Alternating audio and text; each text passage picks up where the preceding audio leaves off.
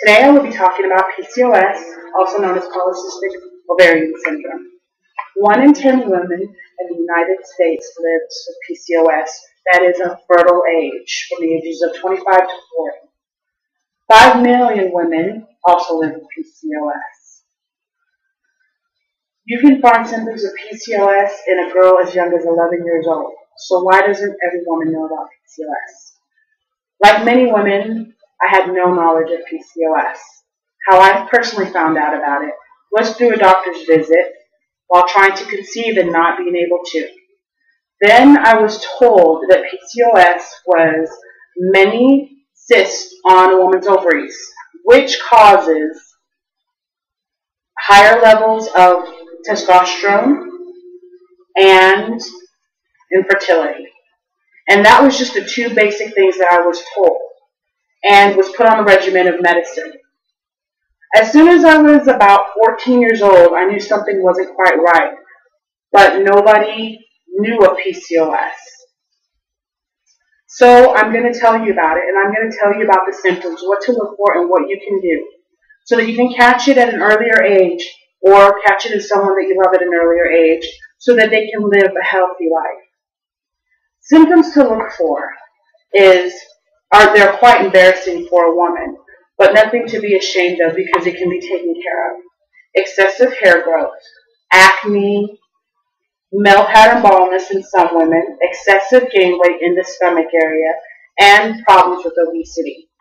Now the scary part of this is obesity, the fat around the stomach area, and what it can cause. Not only heart failure, diabetes, but it can also affect your mental health and the quality of your life. Due to losing weight at half the rate of a woman without PCOS, it can be very discouraging for a woman with PCOS to take the initiative to lose weight, but it's very important that you put your health first. This is an epidemic that can no longer be a threat if we take charge and make PCOS screening mandatory and something that should be taken very seriously. So now that you know what it is, what can you do? If you're a female of the age of 11 and up, and you notice the symptoms, or the symptoms sound familiar, or you notice a loved one who is younger, who might not pay attention, have the symptoms, don't be afraid to make an appointment with a gynecologist. Or your family doctor. There is no shame in any question you might need to ask. You want to know the facts, and you want to make sure you have it. Sometimes you might have some of the symptoms. That does not mean you have PCOS.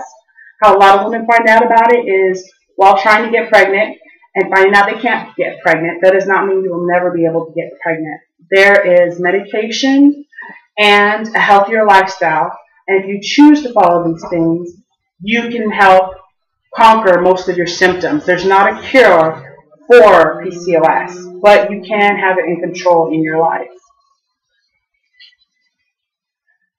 So if you have any questions, do your research like I did. Don't be afraid to ask questions. Go to your doctor.